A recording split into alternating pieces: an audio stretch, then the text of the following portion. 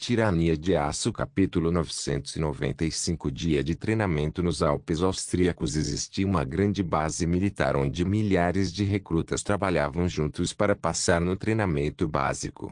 Um jovem, com menos de 18 anos, estava fazendo flexões enquanto vestia seu uniforme Feldgrau, junto com o resto de sua unidade. Manfred Krause era um jovem austríaco, que havia concluído recentemente o ensino médio, assim como o corpo de cadetes da Alemanha. Agora ele não passava de mais uma peça na máquina de guerra alemã, cumprindo seu serviço obrigatório, como todos os outros jovens tinham que fazer. Enquanto Manfred continuava a se envolver no exercício físico, ele ouviu os gritos de seu instrutor de treinamento, que gritava com outro recruta. Seu inacreditável saco de merda gordo, quando eu tinha sua idade, não tínhamos nada para comer além de um único pãozinho por dia. Como diabos você conseguiu ficar tão grande, sua baleia de banha? Você é um absoluto desgraça para a pátria. Olhe para aqueles ao seu redor. Eles estão fazendo este exercício sem esforço porque treinaram suas vidas inteiras para isso. Se você não cumprir minha cota de flexões hoje, vou fazer você esfregar as latrinas com sua escova de dentes. Faça você me entende, soldado. Praticamente havia lágrimas nos olhos do corpulento ao ouvir essas palavras. Ele não era de forma alguma obeso mórbido. Na verdade, ele não era tão grande, pelo menos não quando comparado ao povo americano durante a vida passada de Berengário. No entanto, no Reich, onde a disciplina, o exercício e o treinamento marcial eram as virtudes de todos os homens, ter qualquer coisa além de um tanquinho era considerado gordo. Manter esse físico era mais difícil para alguns do que para outros, e esse jovem recruta simplesmente gostava demais de sua cerveja e asas quentes. Por causa disso, seus músculos não eram claramente definidos como todos os outros. Apesar dos insultos lançados contra ele, o recruta resistiu e respondeu ao instrutor de treinamento com um entusiasmo que Manfred lutou para compreender exatamente de onde o homem o havia conjurado. Sim, senhor. Após esse breve incidente, o treinamento físico continuou por algum tempo, antes que Manfred e os outros se alinhassem na linha de tiro e disparassem seus rifles de treinamento. Como a maioria dos soldados do exército alemão foram emitidos, esses rifles de treinamento foram modelados após o FIG-42 da vida passada de Berengar. Depois de carregar o carregador de 20 cartuchos na lateral da arma, Manfred mirou a mira e puxou o gatilho. O bipé estabilizou a arma, permitindo golpes muito mais fáceis nas placas de aço, que ficavam a uma distância de aproximadamente 100 metros. Tendo acertado todos os seus alvos em tempo suficiente, Manfred foi pontuado justamente por sua capacidade de tiro, onde ele e os demais homens continuaram sua rotina diária. Terminado todo o trabalho do dia, Manfred chegou ao refeitório, onde viu o gordo comendo sozinho. Após uma consideração cuidadosa, ele pegou sua bandeja de comida e sentou-se ao lado do cara enquanto se apresentava. Sou Manfred Krause. Qual é o seu nome? O homem gordo levantou os olhos de sua bandeja de comida e deu uma olhada em Manfred antes de olhar para seu prato novamente. Ele respondeu de uma maneira bastante abatida ao fazê-lo. Wolfgang. Wolfgang Bergmann. Ao obter um nome, Manfred sorriu e tentou abrir caminho para uma conversa amigável. Ele honestamente se sentiu mal pelo cara depois do que ele passou no início do dia. Assim, ele optou por fazer amizade com o homem por capricho. Então, para qual trabalho você se inscreveu? Sou um tripulante do Panzer. Pessoalmente, quero ir para a batalha em um daqueles novos tanques Panther. Você conhece o modelo B? Ouvi dizer que eles têm um sistema de mira que os permite ver na calada da noite. Isso não é incrível? Quando Wolfgang ouviu isso, ficou agradavelmente surpreso. A princípio, ele achou que Manfred estava sendo um aborrecimento, mas depois de saber que os dois tinham o mesmo trabalho, de repente ele ficou mais interessado na conversa. Assim, ele foi rápido em responder com um tom bastante entusiasmado em sua voz. Sério? Eu pensei que era o único em nossa unidade. É bom ver que há um cara em quem posso confiar que não é apenas mais um idiota com um rifle. Manfred riu ao ouvir essas palavras. É verdade que havia muitos homens neste acampamento que não queriam nada mais do que lançar-se ao fogo da metralhadora com um rifle na mão e algum tiro vão de glória. A infantaria nunca faltou naqueles que desejavam entrar em seu serviço. No entanto, na opinião de Manfred, era preciso um homem mais culto para operar um Panzer e, portanto, ele sentiu algo semelhante a um vínculo se formando entre ele e Wolfgang. Com isso em mente, ele expressou boa intenção ao homem antes de continuar a comer sua refeição. Bem, espero que acabemos na mesma unidade. Com um simples aceno de cabeça, Wolfgang expressou silenciosamente o mesmo sentimento. Enquanto Wolfgang e Manfred compartilhavam uma refeição no refeitório, outro grupo de recrutas alemães treinava no mar perto de Trieste. Esses homens não estavam passando pelo treinamento básico, mas sim pelo treinamento especializado, que consistia em aprender a operar um submarino alemão. Um homem em particular estava de olho no sonar enquanto o U-Boat e sua tripulação deslizavam sob a superfície do Mediterrâneo. Para sua missão, eles fariam uma curta viagem fora de Gibraltar, onde interceptariam um alvo fictício e o destruiriam com seus torpedos. O U-Boat tipo I foi modelado após o submarino tipo XXI do final da guerra com algumas atualizações muito necessárias. Era um submarino projetado para operar principalmente debaixo d'água e, como resultado, poderia passar vários dias sob a superfície sem nunca se revelar. Enquanto o operador do sonar observava seu dispositivo de perto, ele notou alguns blips aparecendo, os quais ele rapidamente relatou ao comandante. Senhor, parece haver uma pequena frota do que presumo serem navios mercantes de madeira a aproximadamente 200 cliques a oeste. Estamos nos aproximando deles rapidamente. Quais são suas ordens? O comandante do submarino simplesmente zombou antes de dar suas ordens à tripulação. Havia um toque de arrogância em sua voz rouca quando ele fez isso. Mantenha nossa velocidade e profundidade atuais. Enquanto não estivermos em rota de colisão, você não precisa me relatar suas descobertas. Continue como estava. Com um leve suspiro, o técnico de sonar aceitou suas ordens. Ao ver como o excesso de entusiasmo do homem foi rejeitado tão rapidamente por seu comandante, um marinheiro próximo deu um tapinha nas costas do homem antes de tentar animá-lo. Relaxe, Reiner, você não precisa ser tão tenso. Eu sei que estamos debaixo d'água, mas essas coisas são bastante sólidas. Ainda não houve um incidente relacionado ao naufrágio de um submarino. Reiner Schulze respirou fundo e suspirou aliviado ao ouvir isso. Quando ouviu pela primeira vez sobre a existência de submarinos, ficou fascinado por eles. No entanto, agora que ele estava realmente dentro de um, ele sentiu como se seu estômago estivesse torcido em um nó forte. Acontece que explorar as profundezas do Mediterrâneo, sem falar nos oceanos do mundo, era muito mais assustador do que o homem pensava que seria. Ele não estava sozinho a esse respeito, pois o homem que o confortou parecia também estar suado em bicas, o que Reiner foi rápido em brincar. Você está bem, Klaus? Você não parece estar se saindo melhor do que eu. Apesar de estar visivelmente ansioso, Klaus riu das tentativas de Reiner de consolá-lo como se fossem uma piada gigante. Eu estou bem. É com você que estou preocupado.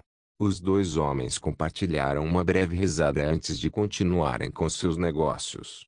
A leve interação deles ajudou a acalmar os nervos um do outro, mesmo que eles não estivessem dispostos a admitir abertamente o quanto estavam realmente apavorados naquele momento. Tirania de Aço capítulo 996 Liquidação de assuntos parte Ele Berengar sentou-se no refeitório de seu palácio real. Sentados à sua frente estavam o imperador bizantino e a princesa da Horda Dourada. Apesar do tratado com o qual ambos os lados concordaram, nenhum deles jamais havia falado pessoalmente e simplesmente confiado no Kaiser para redigir e organizar o evento. Após os acordos de paz de Viena, Berengar garantiu que Dária e Vetanis ficassem para trás e o seguiam de volta a Kufstein por dois motivos distintos. Enquanto o imperador indiano estava visitando sua irmã e colocando em dia suas vidas, Berengar sentou-se com esses dois rivais para resolver seus assuntos de uma vez por todas. Corjin tinha uma expressão fria em seu lindo rosto. Ela não parecia se importar nem um pouco com Vetranis, nem reconhecia sua autoridade como outrora poderoso imperador bizantino. Enquanto Vetranis estava sentado em frente à princesa mongol com uma expressão estoica e uma fachada graciosa. Ao testemunhar a atmosfera criada quando esses dois governantes se uniram, Berengário sentiu como se o ar tivesse esfriado. Assim, com um suspiro pesado, ele expressou seus pensamentos sobre o tratado que estava praticamente obrigando os dois monarcas a assinar. Como já informei a vocês dois, os termos deste tratado são que o Império Bizantino fará o possível para ajudar a realocar a Horda Dourada dispersa de volta às suas propriedades anteriores. Qualquer terreno conquistado nesta guerra pela Horda Dourada serão perdidos e devolvidos aos seus donos anteriores. A Horda Dourada pagará indenizações ao Império Bizantino e ao Reino da Geórgia na forma de prata e ouro, que eles são obrigados a pagar nos próximos 50 anos em uma quantia que vale cerca de 10 vezes o dano que causaram em sua conquista. Quanto ao Reich, em virtude de intermediar este acordo, a Horda Dourada reconhece nosso direito de minerar onde quer que consideremos adequado nas fronteiras de seu novo reino pelos próximos 100 anos. Em troca dessas liberdades, eu, Kaiser Berengar von Kufstein, comprometo-me a investir na criação e desenvolvimento de seu novo estado no futuro previsível. Como sinal de minha sinceridade, começarei com uma quantia de 500 bilhões de marcos. Como isso soa? Vetranis quase engasgou com a própria saliva ao ouvir essa figura. 500 bilhões de marcos. Todo o seu império em seu estado atual nem valia uma fortuna tão grande. De repente, ele sentiu que era ele quem estava sendo enganado aqui. Afinal, ele teve que investir seu próprio dinheiro na reconstrução de seu império. No entanto, Berengar iria investir 500 bilhões de marcos na criação de um estado semi-moderno no meio do Cáucaso, tudo em troca de direitos de mineração. Em quais recursos naturais a Horda Dourada estava sentada? Apesar da expressão de choque total do imperador bizantino, Corjin não parecia nem um pouco alterado. Isso ocorreu em grande parte porque ela não tinha ideia de quanto valiam 500 bilhões de marcos. No entanto, a julgar pela reação do imperador bizantino, parecia muito. Assim, ela acenou com a cabeça em silêncio, sinalizando para Berengário continuar. O que ele foi rápido em fazer. Tudo bem, já que todos concordamos com esses termos, então se você assinar seu nome na linha pontilhada, poderemos encerrar as coisas em breve. Dito isso, Berengar tomou a iniciativa e assinou seu próprio nome no documento antes de entregar o tratado ao imperador Vetranis. O homem mal havia se recuperado de seu choque. Talvez se ele estivesse em um estado mais coerente, ele teria tentado renegociar sua parte do acordo, mas porque ele estava tão atordoado com esta notícia, Vetranis negligentemente assinou seu nome no documento enquanto ainda pensava em tudo o que faria se Berengário lhe tivesse dado uma fortuna tão vasta. Corjin recorreu a seu intérprete para se certificar de que tudo estava em ordem e estava prestes a assinar seu nome quando percebeu que algo importante estava faltando. Sua sobrancelha se ergueu ligeiramente quando seus frios olhos negros se moveram para o belo rosto de Berengar. Havia uma expressão bastante rígida nos lábios carnudos da mulher enquanto ela lutava para encontrar a resolução de expressar sua reclamação. Depois de respirar fundo, ela fez de tudo e corajosamente declarou seu problema com o tratado. Onde está a estipulação que exige que eu carregue seu filho? Quando Vetranis ouviu isso, seus olhos quase saltaram das órbitas. Berengar forçou seriamente esta mulher a concordar com tal coisa. Ele mal podia acreditar em seus ouvidos. O Kaiser já tinha 4 lindas esposas e 3 concubinas deslumbrantes, das quais o próprio Vetranis sabia. No entanto, o homem queria tão descaradamente outra beleza estrangeira adicionada à lista. Que tipo de desejo sexual esse homem tinha? O que foi ainda mais chocante foi que Berengário não negou isso, e simplesmente sorriu educadamente antes de responder à preocupação da mulher. Perdoe-me, mas eu realmente não pensei que tal coisa precisasse ser escrita em lei. Você pode imaginar o problema que eu teria se tal acordo viesse à tona mais tarde na vida. Seria um grande escândalo. Então eu tenho decidido deixar essa estipulação específica a seu próprio critério. Tenho certeza de que você cumprirá a sua promessa quando finalmente chegar a hora. Agora, você poderia apenas assinar seu nome para que possamos acabar com toda essa confusão? Vetranis estava praticamente boquiaberto com seu genro quando ouviu o homem admitir abertamente essa acusação. Ele pensou com certeza que a beldade mongol teria um ataque de raiva quando ele rejeitasse seu motivo de preocupação, mas em vez disso ela simplesmente suspirou em derrota antes de fazer o que lhe foi dito. Pronto, eu assinei seu tratado. Agora você tem que cumprir sua parte no trato. Berengário sorriu e acenou com a cabeça em concordância, antes de responder ao comportamento brusco da mulher. Oh, acredite em mim, eu sempre cumpro meus acordos. Depois que seu povo for reunido e devolvido às suas terras, enviarei meus homens e seus equipamentos para começar a construção de uma cidade adequada. Talvez em algum lugar perto do Mar Negro. Então o comércio entre nossos reinos é mais fácil. Ensinaremos ao seu povo a agricultura adequada e começaremos a construção de nossas minas. Que, conforme combinado, será arrendado ao rei por um período de 100 anos, após o qual você e seu povo terão plenos direitos sobre o que sobrar. Você tem minha palavra. Corigin não confiava inteiramente no homem de olhos dourados. Se ela pudesse confiar nele, os espíritos não a teriam avisado sobre ele. No entanto, eles estavam estranhamente quietos desde que ela foi levada para o cativeiro e, portanto, ela só podia confiar em seus instintos para navegar no relacionamento complexo que havia sido imposto a ela. Quanto a Vetranis, ele ainda não acreditava. Por mais que pensasse sobre isso, ele não conseguia compreender por que Berengário estava investindo tanto no desenvolvimento de um império no Cáucaso. Naturalmente, ele se sentiria assim, pois o homem desconhecia completamente os ricos depósitos de petróleo, gás natural, urânio e outros recursos críticos que se encontravam em sua vasta paisagem. Com o tratado assinado, Berengário sentiu que tinha assuntos mais importantes para tratar, por isso levantou-se da cadeira e despediu-se por enquanto dos convidados. Falarei com vocês dois mais tarde. Por enquanto, tenho alguns assuntos a resolver com o imperador indiano e sua irmãzinha. Até nos encontrarmos novamente. Tendo dito isso, Berengário saiu da sala, deixando a princesa da Horda Dourada e o imperador bizantino sozinhos em um silêncio constrangedor. Tirania de Aço capítulo 997 Resolvendo assuntos parte ele enquanto Berengar negociava com o imperador Vetranis e a princesa Corjin. Daria estava em um quarto sozinho com sua irmã. A bela jovem Diana tinha um brilho saudável em sua aparência e um sorriso largo no rosto quando finalmente conseguiu ver seu irmão depois do que pareceu uma vida inteira longe dele. No início de sua vida, Priya foi trancada em um pequeno quarto, onde a única pessoa que se preocupou em cuidar dela era seu irmão mais velho. No entanto, a vida que ela conhecia mudou drasticamente quando o menino imperador foi para o exílio de boa vontade, tudo pelo bem de sua saúde.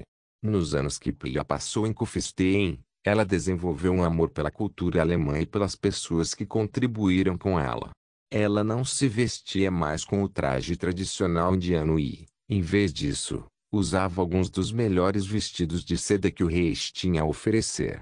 A única vez que ela se preocupou em usar um saree foi quando Berengário estava com vontade de usá-lo. A princesa indiana até se apaixonou por seu pai adotivo e agora estava grávida de seu filho. O que foi em parte graças à manipulação do homem por Lindy. Embora ela não fosse uma esposa oficial, Priya sentia-se satisfeita com sua sorte na vida, pois vivia em luxo e luxuoso e era banhada pelo amor de sua família adotiva. Não foi apenas Berengário por quem Priya se apaixonou, mas toda a sua família, especialmente sua esposa Yasmin, que era a mãe que a garota nunca conheceu. Embora ela ainda fosse um pouco ingênua e imatura, o homem que ela amava mais do que tudo a protegia totalmente dos perigos do mundo. Quanto a Daria, desde que retomou o trono de sua família, sua vida foi dura. Ele não tinha tempo para se preocupar em ter uma esposa ou uma amante, e passava quase todas as horas do dia administrando seu reino. Agricultura, encanamento, reciclagem de resíduos, avanço das forças armadas e venda de especiarias no exterior. Essas eram apenas uma pequena lista dos assuntos intensos que exigiam seu gerenciamento constante. Se não fosse pela breve educação que recebeu no Reich, certamente já teria fracassado. Restaurar um estado em colapso à sua antiga glória era algo que Daria não conseguiria fazer sozinho. Em vez disso, ele tinha uma longa lista de conselheiros alemães que o ajudaram em cada passo. Ele pensou durante a maior parte de sua vida que queria se livrar da tirania de seu tio e reinar como bem entendesse. Mas, na realidade, o próprio trono era uma corrente da qual ele nunca poderia se livrar. Onde sua irmã vivia a vida fantasiosa de uma princesa mimada, ele estava mergulhado até o pescoço na imundícia que apenas um governante poderia entender adequadamente. Para completar, ele o fez não pela glória e prosperidade de seu próprio povo, mas por causa de seus mestres estrangeiros, que eram lobos em pele de cordeiro. Embora os alemães fossem o aliado mais poderoso que ele poderia pedir, alguém que estava disposto a investir incontáveis fundos e esforços na construção de um próspero Estado cliente, eles também eram o pior inimigo que alguém poderia fazer. Se Daria alguma vez pensasse em libertar seu povo da servidão de seus mestres alemães, seu destino e o de seu povo seriam piores do que a morte. Naturalmente, Daria não podia contar nada disso para sua amada irmã, pois ela havia se apaixonado pelo tirano que presidia o Reich. Ele tinha certeza de que, se seus lábios se soltassem, a garota sem dúvida contaria tudo o que ele havia dito ao homem. Assim, a conversa que teve com Plia foi totalmente superficial. No entanto, as próximas palavras da jovem pegaram completamente o jovem imperador indiano desprevenido. A propósito, estou grávida. Daria ficou parada em silêncio, como se sua cabeça tivesse acabado de ser atingida por um taco de beisebol, e ele estivesse tentando recuperar os sentidos. O que a irmã dele acabou de dizer? Ela estava grávida. Então quem era o pai? Claro, ele já sabia a resposta para isso, mas não pôde deixar de questionar as palavras que Plia havia dito a ele. O quê? Quem? Quem se atreve a colocar as mãos em minha preciosa irmã? Vou arrancar seus intestinos e pregá-los em seu corpo centímetro por centímetro. Antes que Plia pudesse reagir adequadamente à raiva repentina de seu irmão, uma leve batida ressoou na porta aberta atrás dos dois. Berengar ficou na porta com um sorriso presunçoso no rosto, antes de se regozijar com o jovem. Isso seria eu. Você vai arrancar meus intestinos e pregá-los no meu corpo centímetro por centímetro? Embora eu não saiba como tal coisa seria possível, tenho certeza que você ficaria sem torso por muito tempo. Antes que você pudesse realizar tal façanha. Claro, era Berengário. Não havia literalmente mais ninguém que pudesse ter engravidado a irmã mais nova do imperador indiano. No entanto, ver o homem admitir isso com tanta ousadia na frente dele fez com que Daria ficasse cheio de raiva. Ele instantaneamente se virou para Berengário e caminhou até o homem como se pretendesse agredi-lo. O que Berengar achou ridículo, já que era substancialmente mais alto que seu equivalente indiano. No entanto, antes que ele pudesse fazer um comentário sobre isso, Daria partiu para cima dele. Você prometeu que não iria. Contanto que eu obedecesse às suas ordens, você jurou para mim que não iria tocá-la. Berengar franziu a testa ao ouvir isso enquanto olhava para Daria. Ele foi muito rápido em limpar o ar na frente de Plia. Eu prometi a você que, desde que você não tornasse minha vida difícil, eu não forçaria a garota. No entanto, acredito que deixei bem claro que se ela se aproximasse de mim por vontade própria, eu não me negaria. O prazer de me tornar íntimo dela. Cumprir minha promessa. Então não venha me fazer parecer o cara mau aqui. Daria não tinha palavras para isso. Tudo o que Berengário dissera era preciso. Talvez ele estivesse simplesmente se iludindo, acreditando que sua irmã nunca se apaixonaria pelo homem. Foi só agora que ele percebeu que Plia havia desenvolvido sentimentos por Berengar muito antes de partir para reclamar seu direito de primogenitura. Ele não conseguia mais olhar para Berengário, cuja expressão se tornava mais presunçosa a cada segundo que passava. Assim, Daria simplesmente se virou e saiu pela porta. Plia estava prestes a correr atrás de seu irmão, mas foi pega por seu amante antes que pudesse fazê-lo. Com um tom cauteloso em sua voz, ele perguntou a Plia a pergunta que mais prevalecia em sua mente. É verdade o que você disse? Você está realmente grávida? Plia acenou com a cabeça em silêncio antes de desviar o olhar. Ela pensou que seu irmão ficaria feliz por ela, mas no final, ele era tão infantil quanto ela se lembrava dele. Ela só podia suspirar em derrota antes de expressar seus pensamentos ao homem que amava. Sinto muito. Eu deveria ter contado a você antes. Se eu tivesse, poderíamos ter evitado essa confusão. Se eu soubesse que Dara agiria dessa maneira, teria pensado em um plano melhor. Se você me der licença, preciso ir consolar meu irmão. Berengar deu um beijo na bochecha de Plia em uma demonstração de afeto antes de mandá-la embora para encontrar Daria. Ele honestamente não esperava que tal situação se transformasse em um estado tão lamentável. Com o lindo bumbum de Plia saindo de sua visão, Berengar só pôde suspirar e expressar seu lamento. Aquele garoto é super protetor demais com a irmã. Acho que costumávamos chamar caras como ele de Ciscon. Tirania de Aço capítulo 998. Uma visita amigável. Depois que os acordos de paz de Viena chegaram ao fim e todos os principais governantes do mundo voltaram para suas casas, Berengar se viu com uma quantidade chocante de tempo livre em suas mãos. Além dos problemas com Daria, que Plia estava tentando resolver neste exato momento, Berengar tinha poucas preocupações com as quais lidar por enquanto. Talvez por causa disso, ele se sentiu terrivelmente entediado. Tanto que logo começou a reclamar com Lindy sobre sua falta de estímulo. Suas palavras perturbaram um pouco a beldade ruiva que estava ocupada com seu próprio trabalho. Lindy, meu amor, que tal você tirar uma folga e irmos tomar banho juntos? Fazia tempo que não éramos só nós dois. Ao fazer essa sugestão, Berengário se agarrava à sua adorável esposa e beijava seu pescoço apaixonadamente, um ato que normalmente provocaria uma resposta positiva. No entanto, por qualquer motivo, a mulher não gostou do marido e, em vez disso, o empurrou para longe como se ele não fosse nada além de um incômodo.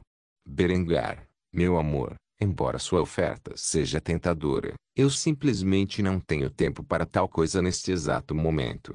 Se eu não terminar este trabalho até o final do dia, pode haver consequências desastrosas.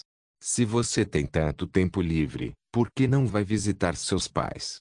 Posso contar nos dedos de uma mão quantas vezes você passou com sua mãe e seu pai desde que os forçou ao exílio de forma tão insensível, mais de uma década atrás.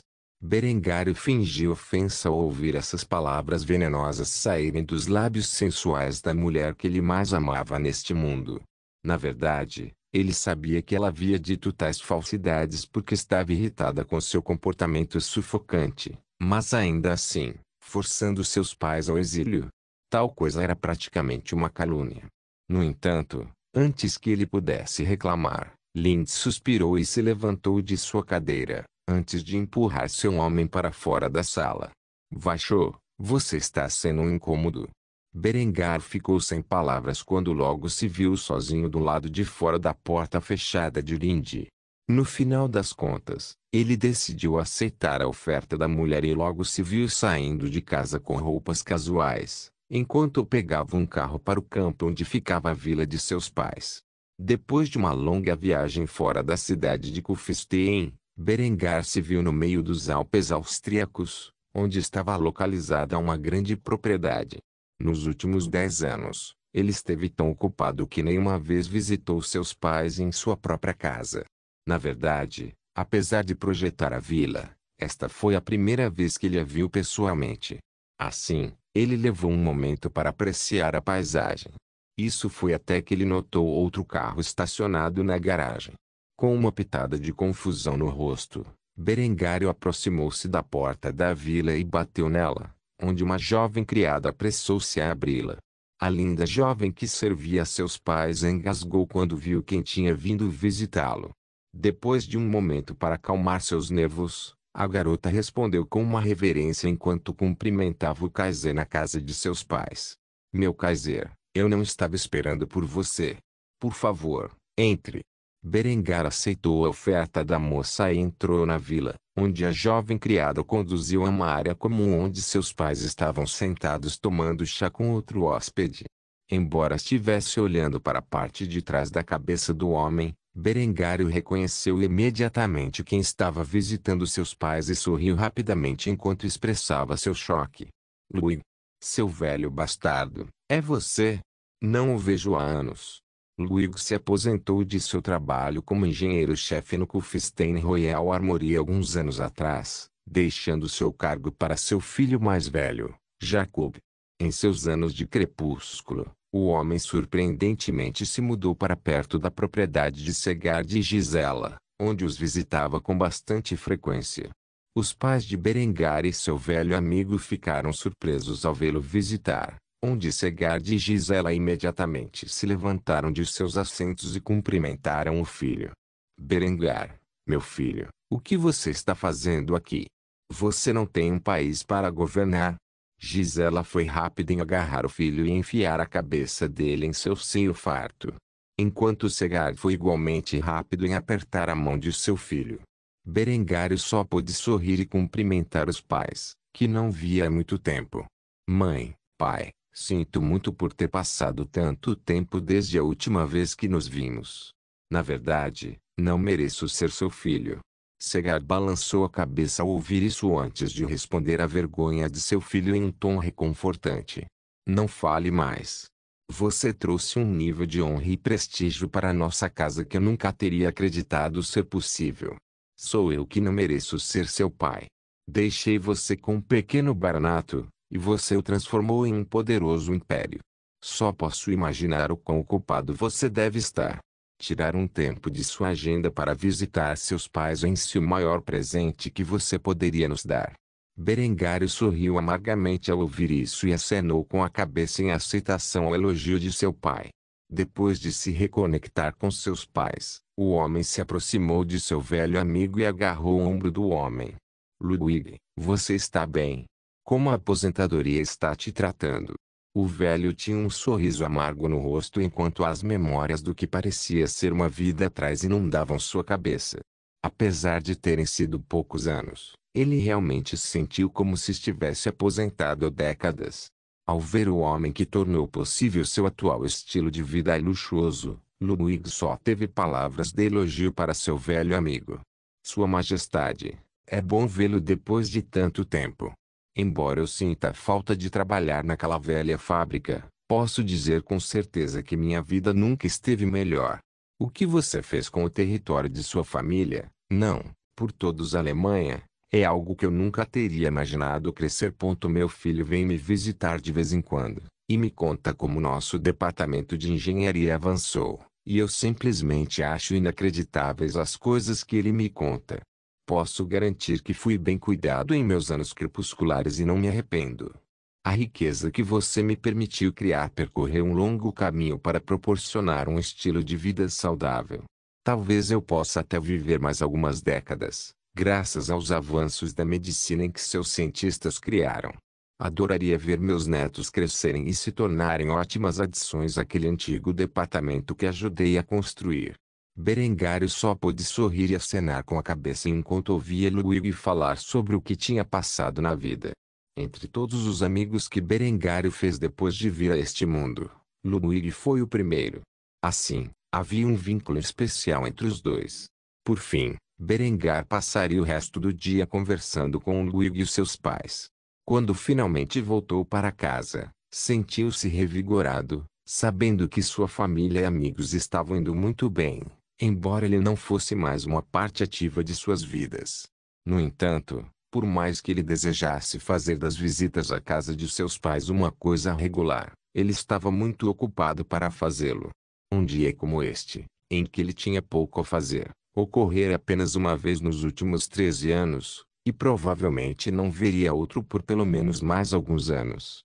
Tirania de Aço capítulo 999 Escalação Itami estava em sua sala de guerra, cercada por seus generais de mais alto escalão que ainda não haviam sido destacados para algum teatro de guerra.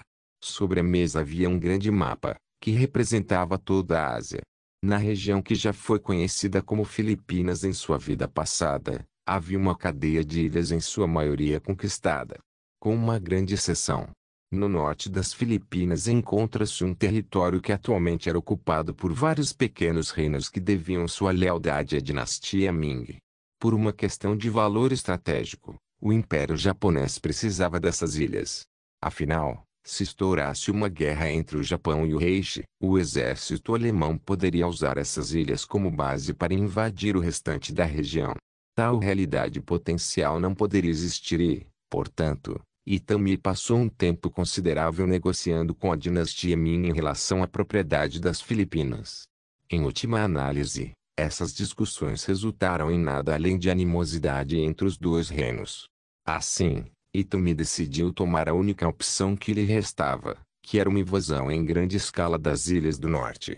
Com um aceno de mão, a imperatriz japonesa fez sinal para as estatuetas de madeira que representavam sua primeira frota invadir as Filipinas. Uma expressão confiante surgiu em seu rosto impecável quando ela fez uma afirmação ousada para seu general.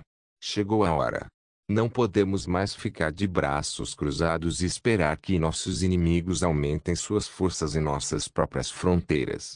Em exatamente 6 meses, iniciarei uma invasão nas ilhas do norte das Filipinas. Nossa estratégia é bastante simples. Nossa primeira frota bloqueará o porto de Manila, bem como qualquer outro acesso ao território que a dinastia Ming possa usar como meio de apoio. De lá, nossos soldados da primeira divisão avançarão da ilha de Panay para Luzon.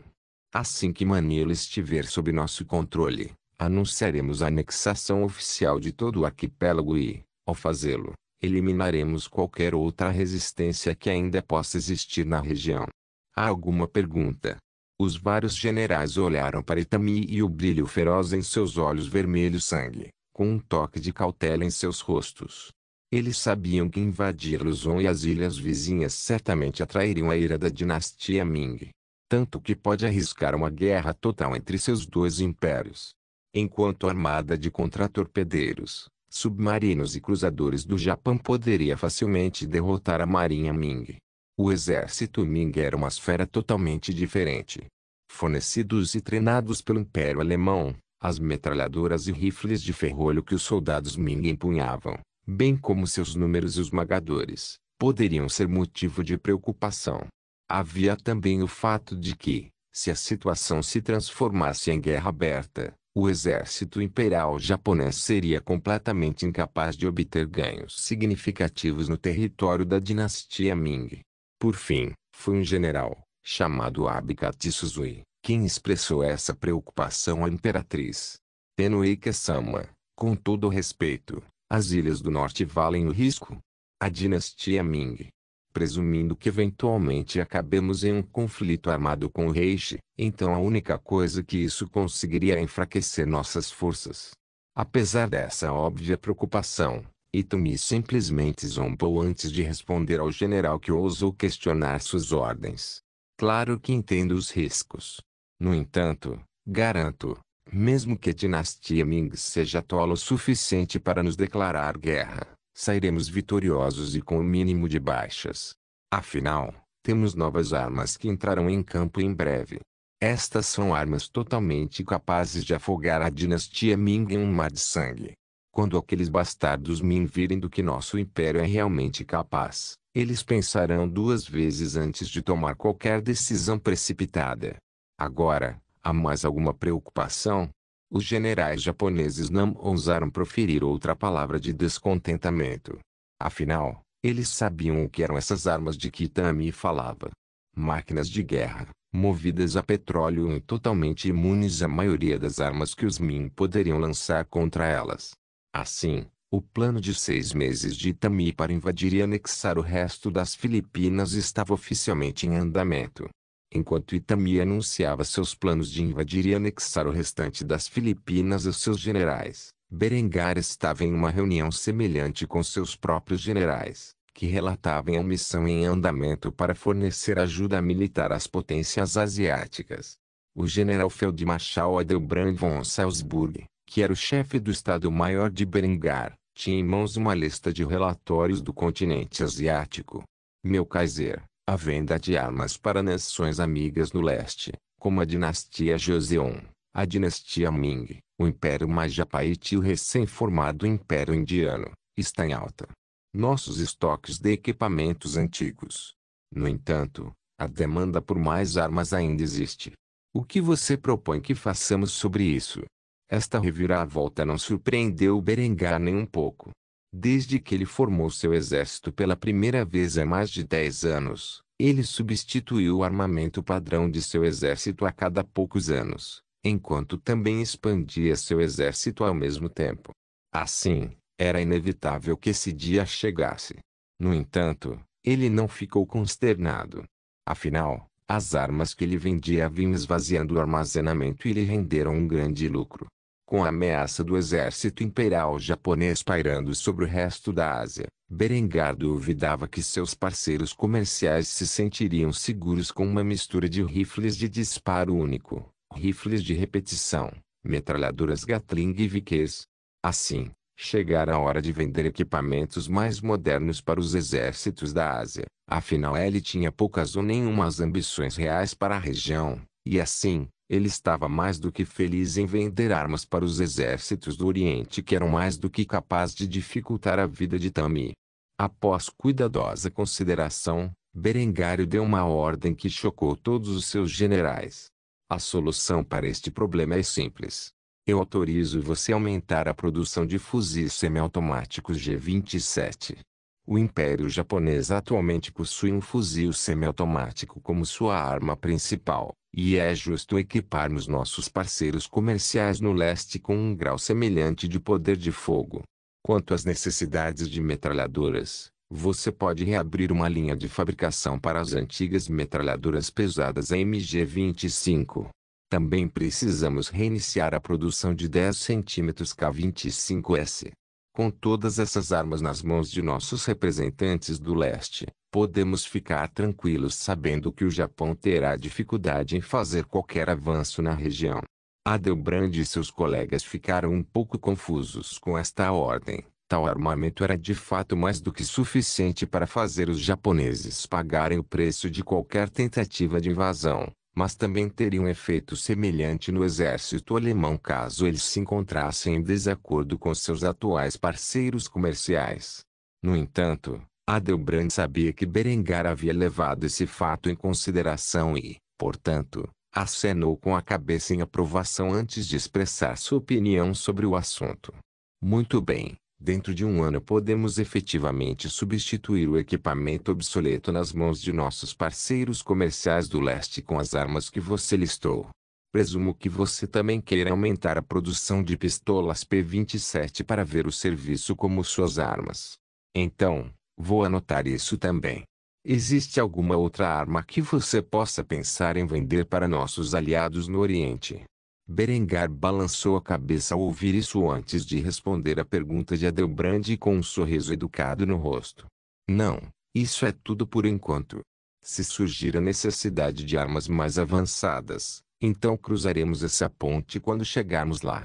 Até nos encontrarmos novamente, senhores. Depois de dizer isso, Berengário saiu da sala para tratar de assuntos mais urgentes. Sem saber que naquele dia a escalada entre os impérios alemão e japonês havia atingido um novo nível. Uma que não havia como fugir. Tirania de Aço Capítulo 1000. Uma batalha entre duas belezas Partilha e Vetranis estava entre os últimos convidados de Berengário a deixar as fronteiras do Reich. Atualmente, ele estava em uma sala com sua filha e seus 3 filhos. Demorou algum tempo para o Império Bizantino voltar à realidade depois de ouvir a cifra astronômica que Berengar havia concordado em dar à Horda de Ouro como investimento. 50 bilhões de marcos eram o equivalente a 250 bilhões de dólares americanos da vida passada de Berengar. Naturalmente, depois de ouvir que uma quantia tão monumental seria dada a um grupo que apenas recentemente era hostil a ele, o imperador bizantino agora estava carrancudo enquanto desabafava suas frustrações com Honoria. Ainda não consigo acreditar que seu marido esteja disposto a investir tanto em um bando de bárbaros. Por mais de uma década, Apoiamos a dinastia von Kufstein e suas ambições, e ainda assim a quantidade de riqueza que o Kaiser investiu em nosso império é uma fração do que ele está dando agora à Horda Dourada. Honori estava prestes a defender as ações de seu marido quando seu filho mais velho interferiu. Alexandros estava brincando com seu irmão mais novo, Constantinus, cuja idade podia ser contada em uma única mão. Os dois estavam usando blocos de construção de plástico para criar um castelo. Ao ouvir seu avô reclamar da falta de investimento em seu império por parte de seus aliados alemães, o menino príncipe foi rápido em lembrar ao homem o que tal coisa implicava. Você conhece meu pai, vovô. Tem certeza de que deseja aceitar o dinheiro dele? Porque eu garanto, ele receberá algo muito mais valioso em troca. E com o exército alemão atrás dele, você não poderá voltar atrás do acordo. Foi assim que ele conseguiu a mãe e o canal, lembra? Um suspiro pesado ecoou na sala quando Vetrani soltou todas as suas frustrações em um único suspiro de ar. Ele olhou para o menino e respondeu com uma única frase enquanto expressava um tom cheio de derrota. Tudo muito bem, meu querido menino, tudo muito bem. Ao ver como seu avô estava exausto com o estado atual das coisas, Alexandros apressou-se em consolá-lo com algumas palavras sobre o futuro. Corigin não é educada o suficiente para entender o que ela está fazendo. Só posso elogiar o pai por tirar vantagem dela dessa maneira. Se você realmente pensar sobre isso, o dinheiro que o pai está investindo neste novo estado acabará voltando para nós, na forma de reparações. Sem falar que, por estarmos tão próximos da Horda Dourada, nos tornaremos seu parceiro comercial mais valioso. No entanto, suponho que, enquanto isso, posso conversar com papai sobre o financiamento de alguns empréstimos baratos para o nosso império para ajudá-lo a começar seus esforços de reconstrução. Um sorriso amargo se formou no rosto do imperador bizantino enquanto ele olhava para seu adorável neto, que já era um governante mais capaz do que nunca. Com outro suspiro pesado, ele expressou seus agradecimentos ao menino. Obrigado, Alexandros. Estou feliz por ter alguém com quem posso contar. Não tenho alguém assim desde que Aretas nos deixou. Falando nisso, seu pai deixou a questão do seu noivado para que eu decidisse. Por causa disso, acho que o par mais adequado para ser sua futura esposa é a neta de Aretas. Serena é uma garotinha adorável que atualmente tem 8 anos. Acho que é um casamento que seu pai aprovaria. Que tal eu apresentá-la a ela na próxima vez que você estiver em Constantinopla? Alexandros ficou surpreso ao saber que seu pai havia deixado a questão de seu noivado para seu avô. No entanto, o menino tinha ouvido histórias de aretas maníacas de seu pai, e parecia que os dois homens tinham uma amizade bastante sólida antes da infeliz morte do estratego Isofionia. Assim, após uma contemplação cuidadosa, Alexandros acenou com a cabeça com uma expressão estoica em seu rosto jovem. Ele respondeu à proposta de seu avô com um tom cheio de indiferença. O que o vovô achar melhor. Honoria observou atentamente a expressão de seu filho quando seu pai mencionou um noivado. Tal coisa não era pouca coisa, pois quem fosse escolhido seria o companheiro do menino por toda a vida. No entanto, seu filho não reagiu nem um pouco. Isso fez com que ela se preocupasse um pouco com o futuro de seu filho. No entanto, como Alexandros havia concordado com a proposta, ela não iria interferir. Enquanto Vetranis falava com seu neto, Berengar mediava um conflito que estava se formando entre duas de suas concubinas. Corgin manteve seu lugar no Palácio Real, não querendo voltar para sua terra natal, até que todo o seu povo estivesse reunido. No entanto, neste dia, havia outra beldade bárbara que havia entrado no palácio.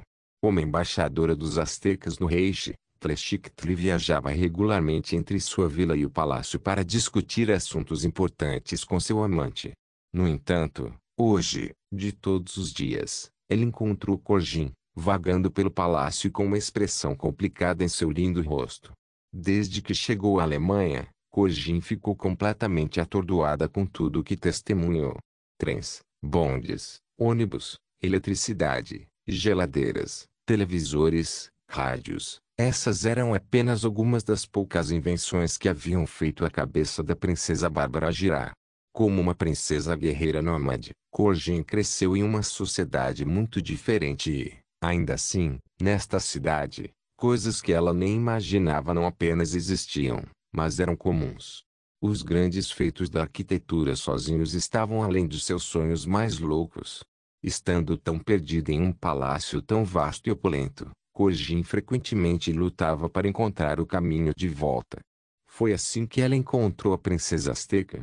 Como de costume, Tlaxcatli estava vestida com roupas largas, que ela preferia aos vestidos intrincados usados pelas mulheres alemãs da classe alta. Desde o momento em que a princesa Azteca olhou para sua contraparte mongol, ela soube que Korjin era um guerreiro, então ela decidiu testar a mulher ficando em seu rosto. Afinal, para uma beldade tão estrangeira estar vagando pelo palácio, isso significava apenas uma coisa, que ela tinha outro concorrente. Com isso em mente, Tlaxcatli imediatamente se aproximou de Korjin e olhou para ela, enquanto insultava sua falta de músculos. Berengar deve estar ficando mole. A quantidade de flores delicadas que ele guarda não para de aumentar. Pensar que ele levaria outra mulher indefesa para o harém dele. Mais do que uma vítima. No mínimo você não é um guerreiro. A compreensão de Korjin da língua alemã era extremamente limitada, mas ela conseguiu entender como Tlaxcatli havia insultado. A sobrancelha finamente aparada da mulher ergueu-se ligeiramente quando ela olhou para a princesa Azteca e a julgou. Esta mulher musculosa apareceu do nada e insultou sua aparência. Embora ela pudesse não ser tão musculosa quanto essa mulher de pele morena, Korjin tinha um pouco de orgulho de suas realizações no campo de batalha, muito menos de sua aparência.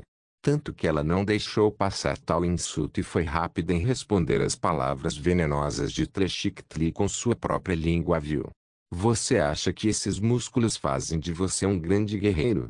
Guerreiro, mas aqui está você, andando pelo palácio do Kaiser como mais um de seus brinquedos.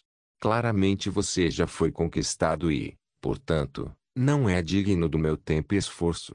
As sobrancelhas de Tlaxcatli se estreitaram ao ouvir um comentário tão amargo. Conquistado? Essa mulher arrogante não era a mesma que ela? Mal sabia a princesa Azteca que Berengar ainda não havia provado sua contraparte mongol. Assim, ela ficou bastante enfurecida e empurrou Korjin contra a parede antes de castigá-la. Você acha que é melhor do que eu? Tudo bem, eu pago seu blefe. Existe uma maneira simples de provar quem entre nós é o melhor guerreiro. Foi nessa época que Berengário se aproximou das duas mulheres e percebeu que elas estavam batendo cabeça. Ele rapidamente separou a dupla antes de perguntar o que estava acontecendo. Que diabos? Eu presumo que esta é a primeira vez que vocês se encontram, e ainda assim aqui estão vocês, lutando como se fossem inimigos mortais. O que diabos aconteceu entre vocês dois? Antes que Tlaxcatli pudesse falar, Korjin respondeu as palavras anteriores da mulher, ignorando completamente a presença do Kaiser ao fazê-lo. Muito bem, eu aceito seu desafio. Como devemos testar nosso poder? Essa observação pegou Berengar e Tlaxcatli desprevenidos.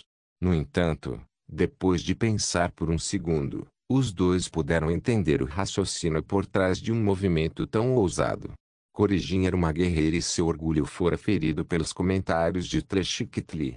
Naturalmente, ela nunca deixaria tal coisa passar. Assim, Tlaxcatli desviou o olhar para Berengário e sorriu sádica ao informar o homem sobre o joguinho que estava prestes a jogar. Ainda bem que você passou por aqui. Você pode testemunhar o vencedor deste concurso. Vamos para a academia do palácio. Depois de dizer isso, a princesa Azteca arrastou o Kaiser e seu oponente para o ginásio que existia dentro do palácio. Embora Berengar estivesse confuso sobre como as coisas acabaram assim, ele não negaria a chance de ver qualquer desafio que Tlaxcatli tivesse inventado. No meio do ginásio havia um grande espaço de tatame, onde Tlaxcatli rapidamente se despiu completamente, antes de pular como uma fera. Korjin testemunhou a beleza primitiva da princesa guerreira nua e se sentiu um pouco envergonhado. Ao aceitar o desafio da mulher, ela não esperava que teria que ficar nua. Assim, ela foi rápida em chamar a atenção para a falta de vergonha de seu oponente. O que diabos você pensa que está fazendo? Por que você me arrastou até aqui? O que é esse seu teste? Tleshik-Tli apenas sorriu antes de desviar o olhar para Berengar, que observava seu corpo bem tonificado balançar, como se estivesse completamente hipnotizado por sua beleza. Com um tom de súplica, ela fez um pedido ao homem. Berengar, você poderia fazer a gentileza de nos trazer um pouco de óleo? Obviamente, só há uma maneira de resolver esta disputa. Esta cadela metida e eu vamos lutar para determinar quem é o melhor guerreiro. Berengar sorriu e acenou com a cabeça de acordo com a avaliação de Tleshik-Tli. Corjin precisava ser derrubada, e a melhor maneira de fazer isso era colocá-la na humilhação de uma luta livre de óleo. Assim, ele foi rápido em fazer o que foi solicitado. Em pouco tempo, Berengar encontrou um pouco de óleo de cânhamo e rapidamente o trouxe para a sala, onde as duas princesas se encaravam. Sem hesitar, ele deu um passo à frente e começou a aplicar o óleo no corpo finamente tonificado de Tleshik-Tli, um ato que fez Corjin corar de vergonha. Esta foi talvez a primeira vez que Berengar viu a mulher fazer qualquer expressão emocional real. O que ele achou fofo.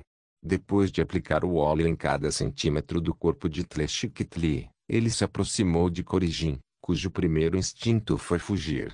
No entanto, Berengar permitiria tal coisa. Ele rapidamente agarrou a mulher e a tirou de suas roupas com força. Ele deu uma longa olhada no corpo em forma da mulher e acenou com a cabeça em aprovação antes de aplicar o óleo em cada fenda de sua figura. Uma vez que Corjin estava bem e escorregadio, Berengar saiu do tatame e declarou as regras da competição. Você estará lutando sob as regras básicas de luta de submissão. Vocês dois lutarão até que um de vocês batam-se e machuque a ponto de não mais competir. Todas as formas de submissão são permitidas e é sua responsabilidade se protegerem todas as vezes. Entendido? Tleshik-Tli sorriu e acenou com a cabeça. Ela estava saltitando em antecipação, um ato que imediatamente despertou o interesse de Berengar. Quanto a Corjin, ela se sentia completamente fora de sua zona de conforto, mas desde que foi desafiada decidiu fazer de tudo para vencer. Afinal, luta livre era um passatempo do seu povo, e até ela mesma era bastante competente na prática. Com ambos os lutadores aceitando as condições, Berengar sorriu e ficou de lado, planejando testemunhar esta festa para os olhos com toda a atenção. Enquanto andava pelo tatame, ele deu o comando para começar. Pronto. Lute. Com essas ordens dadas, uma luta épica estava prestes a acontecer entre duas princesas guerreiras. Uma que só Berengar teve o privilégio de presenciar.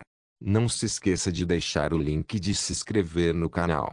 Caso queira contribuir de alguma forma com o canal, entre em contato comigo pelo Instagram do canal. O link do Instagram do canal estará na descrição do vídeo.